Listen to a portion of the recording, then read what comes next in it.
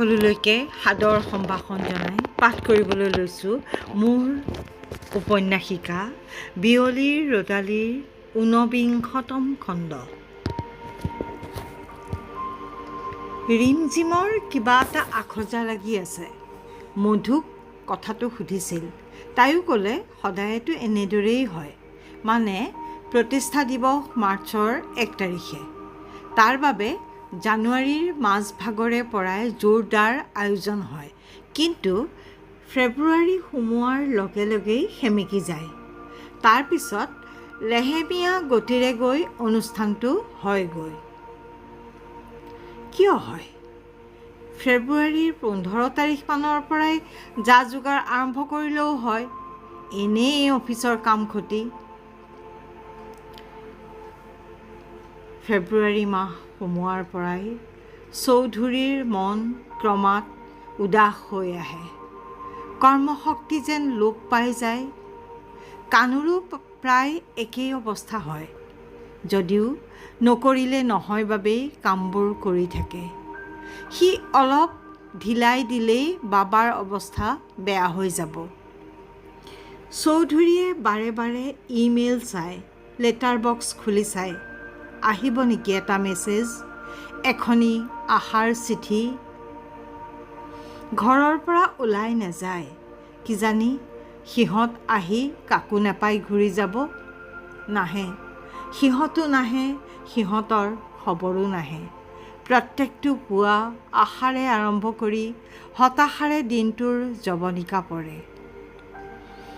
কানুৱে বাবাৰ দুখ সহিব নোৱাৰি সিহঁতলৈ ফোন কৰে। ফোন নধৰে, খং উঠে তাৰ। কি ধাতুৰে গঢ়া ইহঁত, ককায়েকক কিহৰ শাস্তি দিছে? 16 ফেব্ৰুৱাৰী, এটা অভিশপ্ত দিন বিমল চৌধুৰীৰ বাবে। 1979 চনৰ এই দিনটোতে ছাৰখাৰ হৈ গৈছিল সিহঁতৰ ঘৰ, সিহঁতৰ জীৱন।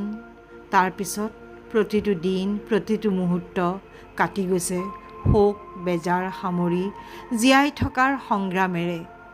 সান্ত্বনা দিবলৈ কোনো নাই, কোনেও কান্ধ পাতি দিয়া নাই এসোঁতা কান্দিবলৈ। সিহঁত মানে অসীম আৰু বুলি ঘৰৰ পৰা যোৱাৰ আগলৈকে মাক দেউতাকৰ প্ৰতিটো শ্ৰাদ্ধ তিনিও মিলি কৰিছিল। লগত কানু আৰু পুৰোহিতজন আছিল। অসীম আৰু বুলিক দুকাষে বহুৱাই শ্ৰাদ্ধ কৰি থাকোঁতে বিমলে অন্তৰেৰে বহু কথা নিবেদন কৰিছিল মাকক। দেউতাকক দিছিল সিহঁত দুটাৰ পঢ়া শুনা আদিৰ খবৰবোৰ। তেতিয়া এনে লাগিছিল যেন গোটেই পৰিয়ালটো ডাইনিং টেবুলতহে বহি আছে। মৃত্যু শ্ৰাদ্ধ আদিৰ কথা মনলৈ অহাই নাছিল। সিহঁত দুয়োটা অগা-পিছাকৈ একেবাৰতেই ঘৰৰ পৰা ওলাই গৈছে আৰু যোৱাৰে পৰা বিমলৰ ওচৰলৈ বা শ্ৰাদ্ধত বহিবলৈ ঘূৰি অহা নাই। মাহৰ পইচাটোৰ বাদে অন্য কোনো সম্পৰ্ক ৰখা নাই। চৌধুৰীয়ে ভাবি ওৰ নাপায় ক'ত ভুল হৈ গ'ল তেওঁৰ। সিহঁতৰ অন্তৰত ঠাই পাবলৈ কিয় অপাৰগ হ'ল?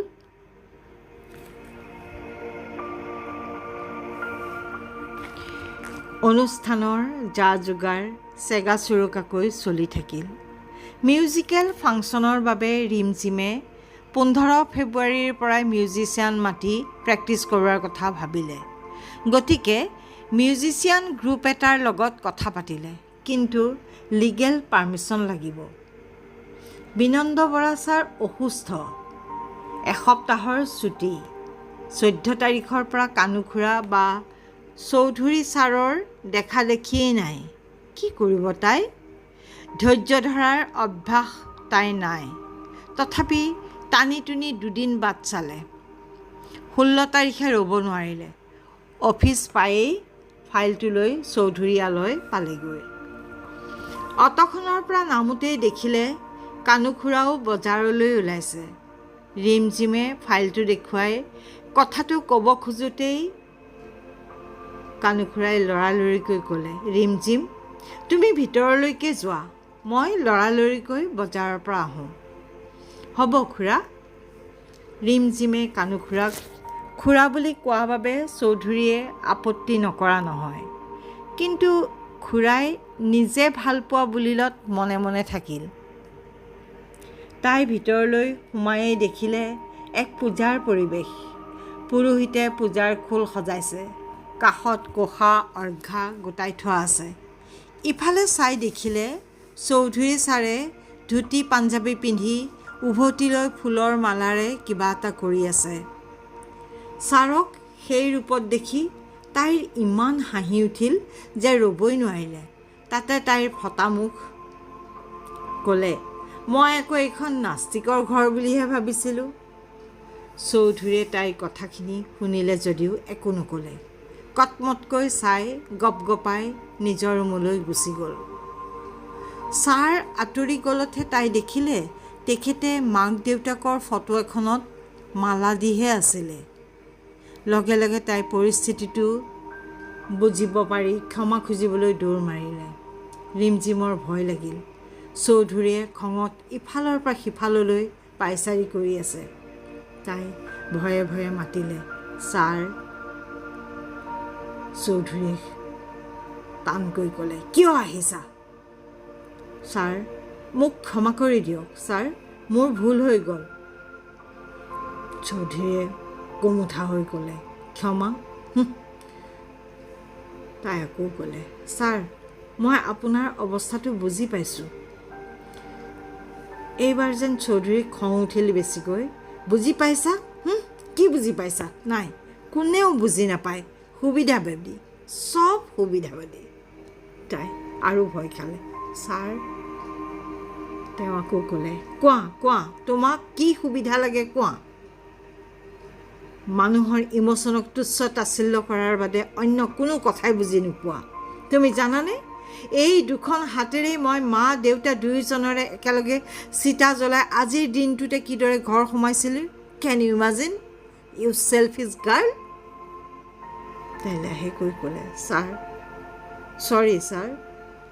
চৌধুৰীৰ ভিতৰত গজি থকা সত্তাটোৱে সকলো খং বেজাৰ বাকি দিলে তাইৰ ওপৰত।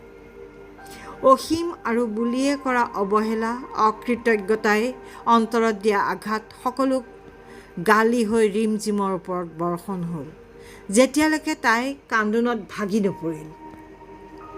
তেওঁ চিঞৰি ক'লে, যোৱা, এতিয়াই ইয়াৰ পৰা ওলাই যোৱা।